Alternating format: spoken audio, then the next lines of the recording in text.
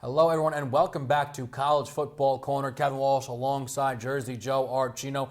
The first playoff game's done, and now we are waiting for the championship. Clemson will meet Alabama, but let's go back to the games that decided those teams' matchups. Clemson, Oklahoma, this game was a real marquee matchup. A lot of people loving Oklahoma this game. They were the favorite because of Baker Mayfield and that offense. They don't get the job done. How did Clemson do it? Well, I think it's one of those things. Clemson's kind of been the story where people have picked against them time and time again this season, even myself a lot of times this season, but they've just continued to do it time and time again. I'm going to jump ahead to the championship game for a minute. I mean, when you look at both the teams, Clemson has an outstanding front seven. It's been a front seven in the making for a couple of years. Dabo Swinney's talked so much about the progression of building this front seven, and they're as good as it gets, but it all starts with their quarterback. Obviously, Deshaun Watson is as good as it gets. His dual threat capabilities, I mean, you look at how he improved in the throwing, in the passing game this year to where he was last year. It's really been a remarkable turnaround. I think his dual threat ability combined with that such difficult front seven to run and establish a ground game against, those two things right there were too much for Oklahoma to get over the hump, and we'll see what it can do against Alabama. And while obviously Clemson, again, going to be the underdogs, this one maybe a little bit more justifiable, not only the legacy and the power that comes with the name of Alabama, but the thrashing and the beatdown of Michigan State in the first round of playoff games. I mean, how did Alabama win so impressively? I mean, there's a lot of ways that they won, but at the end of the day, it's one guy, it's Jay Coker.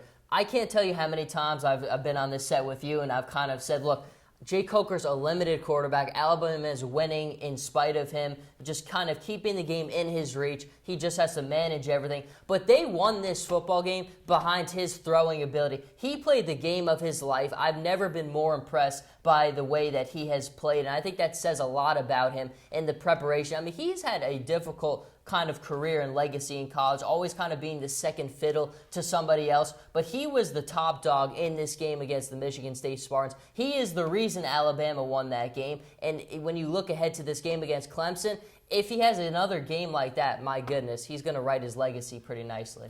Well, Coker's performance and Deshaun Watson's performance have these two teams facing off in our final pick'em of the 15-16 season for college football. Clemson, Alabama, who do you got?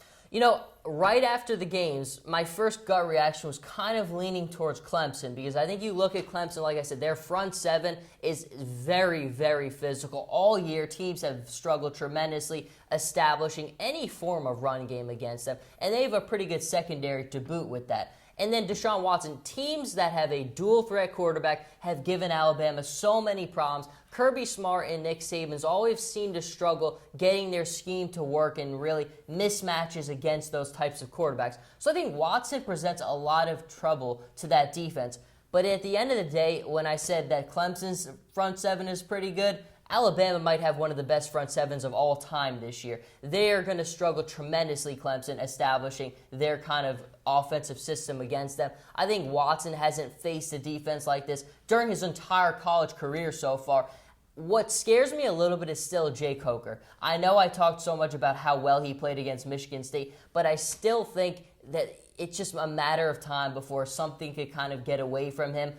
But I'm not going to pick against Nick Saban here. Nick Saban has never lost in this spot. Alabama, I think this might be his best defense that he's had in a while, and that's saying a lot because he's had some pretty darn good defenses. I think it'll be an interesting football game. I think Deshaun Watson makes it interesting because he's such a dual-threat quarterback, but at the end of the day, when the spot's as big as it gets, I'm just not going to pick against Nick Saban.